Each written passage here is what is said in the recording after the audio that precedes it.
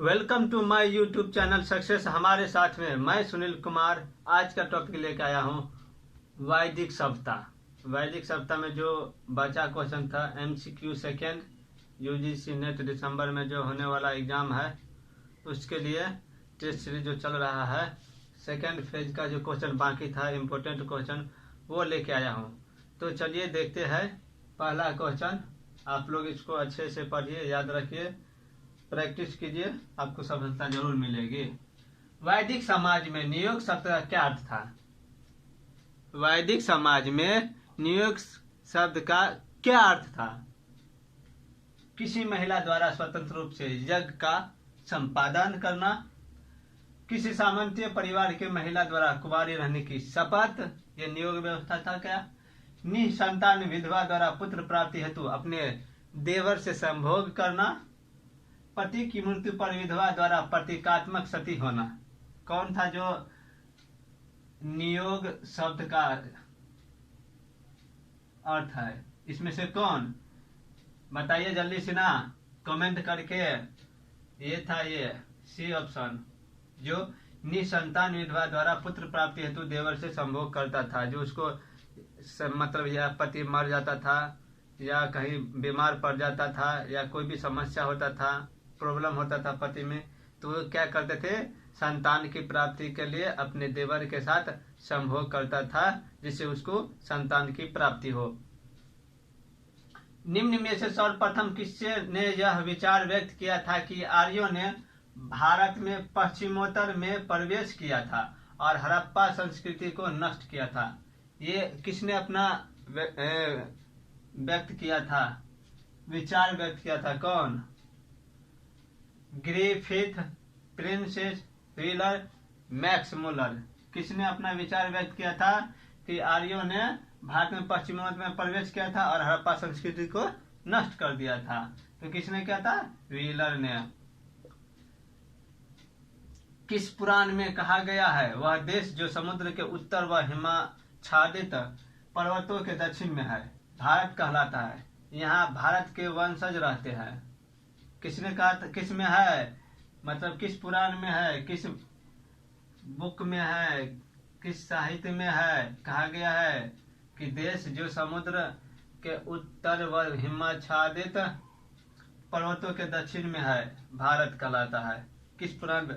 या भारत के वंशज रहते हैं। किस में पुराण में? विष्णु पुराण, मत्स्य पुराण, भागवत पुराण, वायु पुराण। किस पुराण में कहा गया है? तो विष्णु पुराण में कहा गया है कि जो वहाँ के देश समुद्र और उत्तर हिमाच्छादित में के दक्षिण पर्वत में है वो भारत कहलाता है। यहाँ भारत के वंशज रहते हैं। मनुस्मृति में सरस्वती दृशदती नदियों के बीच जो दृशदती नदियों के बीच जो प्रदेश है इसको क्या पुकारा जाता था? सरस्वती और दृशदती नदियों के जो बीच में जो जगह था दोनों के बीच वो क्या कहलाता था? आर्यावर्त, सप्तसंधव, ब्रह्मावर्त, ब्रह्मर्षि देव। क्या कहलाता था? ब्रह्मावर्त कहलाता था। ऋग्वैदिक भरतों का अधिवास कहाँ था?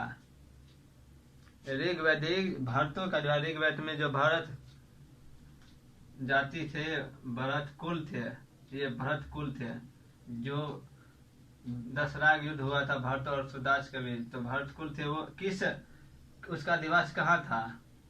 सरस्वती घाट में, सिंधु घाटी में, रावी घाटी में, यमुना घाटी में।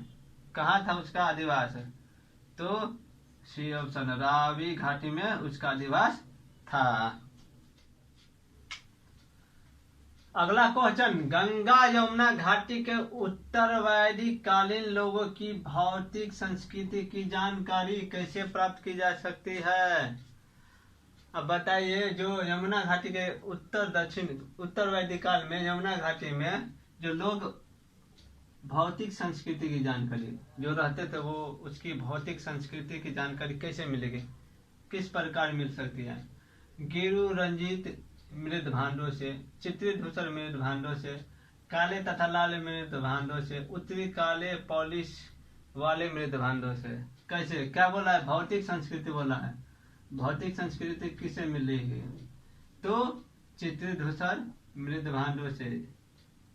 काले तथा लाल मृदा ऋग्वैदिक आर्यों से संबंधित कौन सा कथन असत है? अब बोला है कि ऋग्वैदिक आर्य लोग थे, उससे संबंधित कथन दिया हुआ है, उसमें आपको कौन सा कथन है वो गलत है। वह गांव में रहते थे, वो तो गांव में रहते, सही बात है। वह दूत कीड़ा नहीं जानते थे, ये गलत बात है। जानते थे वो दूत कीड़ा। उनमें बहुविवाह का प्रचलन था, ये भी सही है। सामाजिक जीवन की प्राथमिक इकाई परिवार था, ये भी था। जो सामाजिक जीवन था वो प्राथमिक इकाई क्या था? परिवार था सामाजिक जीवन का। तो इसमें को क्या बोला? असत्य बोल रहा है, तो ये असत्य है। बी ऑप्शन हो जाएगा, जो आरो से संबंधित है। उसको अलग अलग करके भी पूछ सकता है, क्या जानता था क्या नहीं जानता। जानता था क्या आर्य लोग दूध कीड़ा जानते थे या नहीं? कौन दूध कीड़ा जानते थे? ये भी ऑप्शन दे सकता है। अंग का उल्लेख सर्वप्रथम किस में मिलता है? अंग का उल्लेख सर्वप्रथम किस में मिलता है? ऋग्वेद में, अथर्ववेद में, शतपथ ब्राह्मण में, गोपथ ब्राह्मण में, किस में अंग का उल्लेख मिलता है? अंग एगो राज्य था, उसका उल्लेख मिलता है। अथर्ववेद में अंग का उल्लेख मिलता है। अंग। अयोध्या का उल्लेख सर्वप्रथम कहाँ मिलता है? अयोध्या का उल्लेख सर्वप्रथम किस में मिलता है, कहाँ मिलता है, किस बुक में मिलता है? ये सबको जानकारी प्राप्त होनी चाहिए, सबको पता होना चाहिए किस में मिलता है। सो इसमें आंसर देने की जरूरत नहीं है। ऋग्वेद में, अथर्ववेद में, रामायण में, महाभारत में। किस में मिलता है सर्वप्रथम? रामायण में। अथर्ववेद में भी इसकी जानकारी मिलती है अयोध्या की, लेकिन सर्वप्रथम रामायण में, क्योंकि रामायण वाल्मीकि कृत थे, वाल्मीकि जो बहुत पहले लिखे थे रामायण, वो त्रेता युग में, ऋग्वैदिक युग में नहीं। निम्नलिखित में से किसे सोम यज्ञ माना जाता है?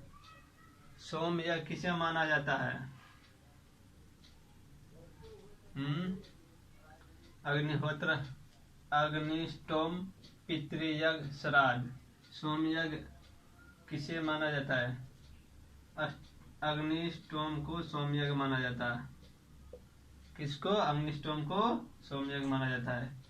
ऋग्वैदिक सभ्यता का वह तत्व जिसकी उपनिषदों के ऋषियों ने आलोचना की थी, कौन सा तत्व था जो ऋषियों ने, उपनिषदों के ऋषियों ने आलोचना की थी? ब्रह्मा, यज्ञवाद, आत्मा, अद्वैतवाद। किसकी आलोचना की थी उपनिषदों के ऋषियों ने? तो यज्ञवाद की आलोचना की थी।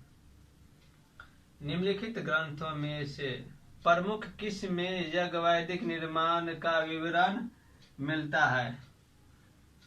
किसमें? निम्नलिखित ग्रंथ इनमें से कौन सा ग्रंथ है जिसमें यज्ञवैदिक निर्माण का विवरण मिलता है? किस ग्रंथ में? ब्रह्मसूत्र में, धर्मसूत्र में, गृहसूत्र में, शूल्बसूत्र में। किस में मिलता है यज्ञवैदिक निर्माण का? तो शूल्बसूत्र में मिलता है यज्ञवैदिक निर्माण का विवरण। चलिए अगला क्वेश्चन देखते हैं। ऋग्वेद के किन मंडलों को वंश मंडल के नाम से जाना जाता है? अब देखो, ऋग्वेद के किन मंडलों को वंश मंडल के नाम से जाना जाता है? कौन सा मंडल है जिसे वंश मंडल के नाम से जाना जाता है?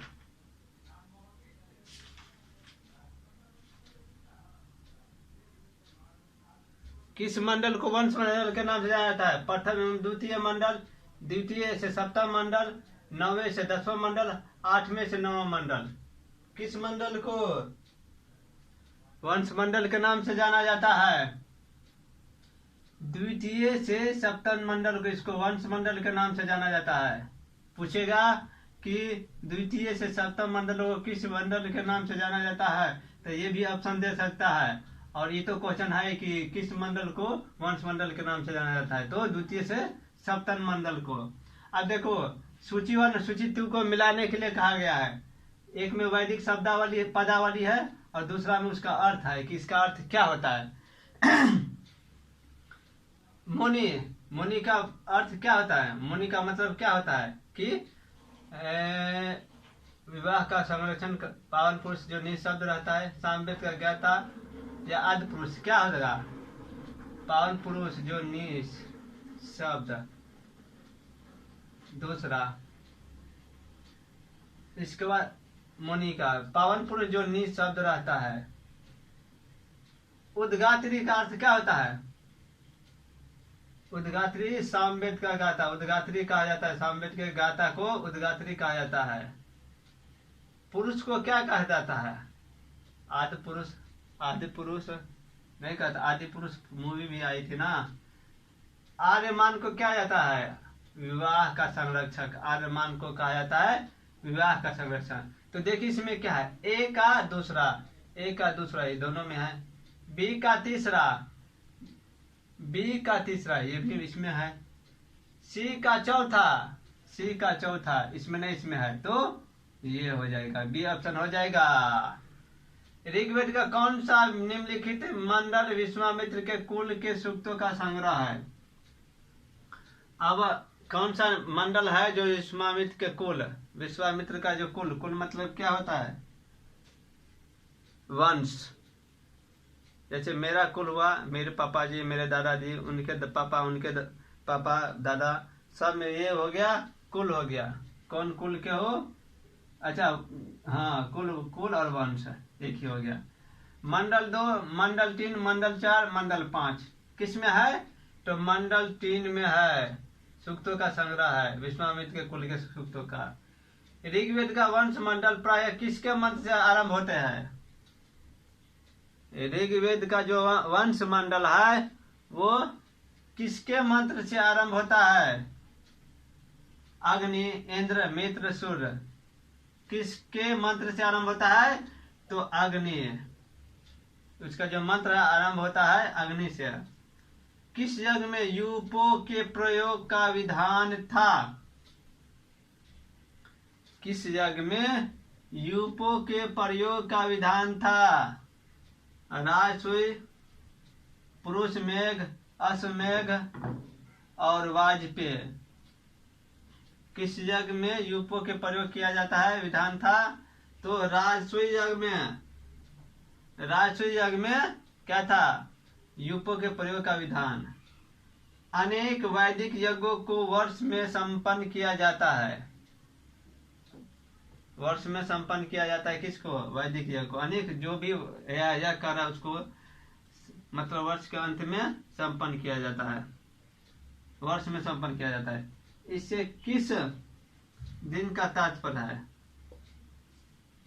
इससे किस दिन का तात्पर्य है?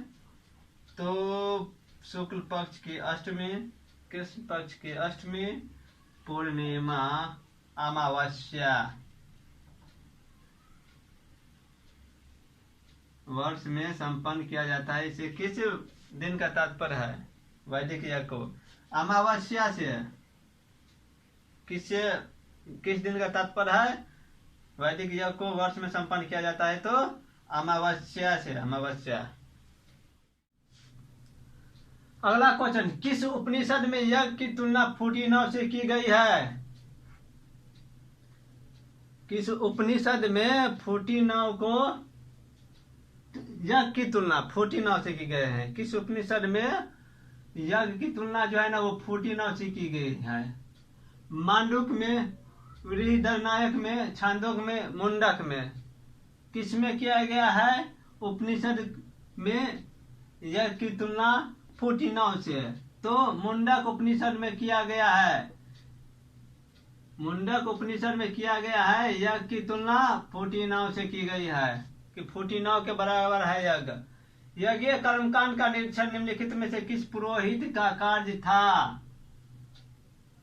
यज्ञ कर्मकांड का जो निरीक्षण करता था वो किस पुरोहित का था? किस पुरोहित का कार्य था निरीक्षण? कौन पुरोहित करता था निरीक्षण यज्ञ कर्मकांड के लिए? अधर्वयु, ब्रह्मा, होता, उद्गाता। कौन करता था? यज्ञ कर्मकांड का जो निरीक्षण करता था वो ब्रह्मा करता था उसका निरीक्षण।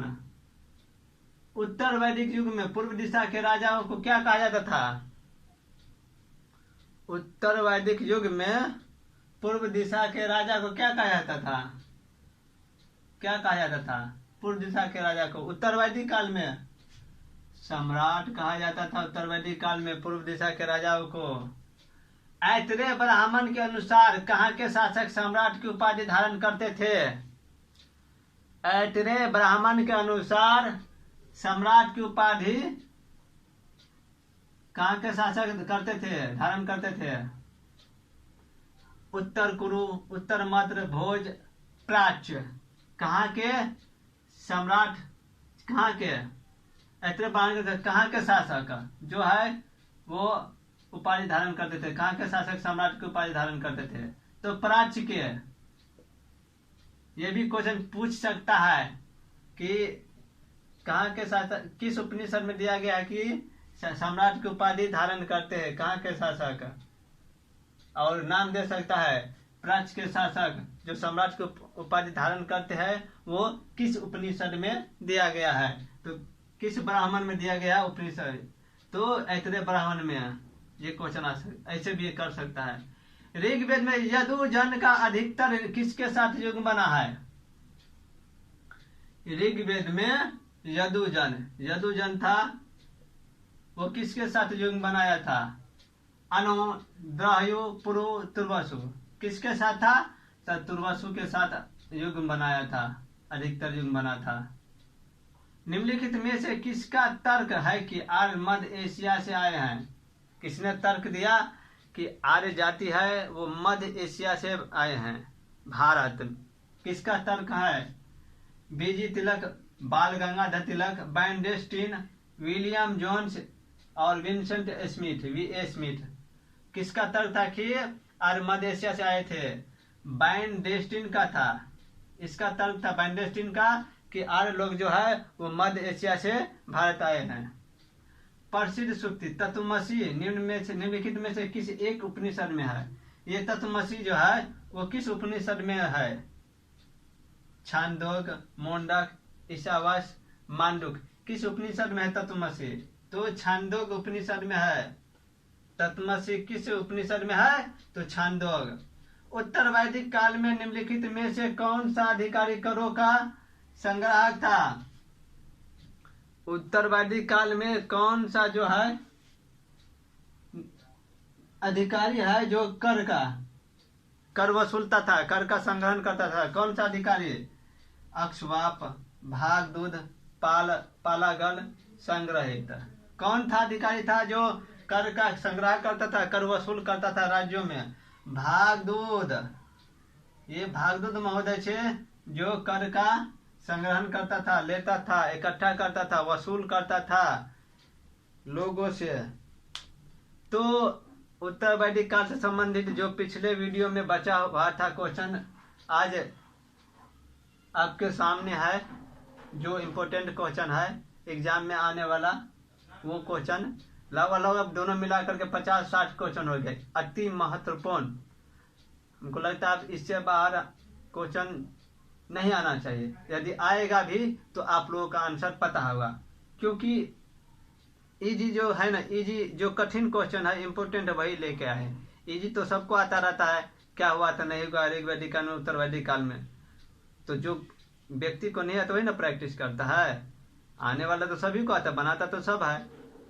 तो आप लोगों को ये वीडियो कैसे लगा तो लाइक कमेंट शेयर कीजिए, सब्सक्राइब कीजिए, प्रैक्टिस कीजिए। बेस्ट ऑफ लक आप लोगों को एग्जाम के लिए। अभी दे देते हैं, क्या पता तभी भूल जाए, इसलिए अभी बहुत है, 1.5 महीना बाकी है। वैदिक काल खत्म, महाजनपद काल, इसके बाद घुसेंगे एक बार कौन किस में, तो मौर्य काल में। इससे महाजनपद में जितना भी वंश सब है उसको देख लेंगे। उसमें लगभग 40-50 क्वेश्चन आएगा, 30-40-50 क्वेश्चन ऐसे ही करके एक वीडियो में खत्म कर देंगे और इसके बाद मौर्य काल में चलेंगे। तो आप लोग को ये वीडियो कैसे लगा लाइक कमेंट शेयर कीजिए, सब्सक्राइब कीजिए अगला नोटिफिकेशन के लिए। तब तक के लिए जय हिंद, जय भारत।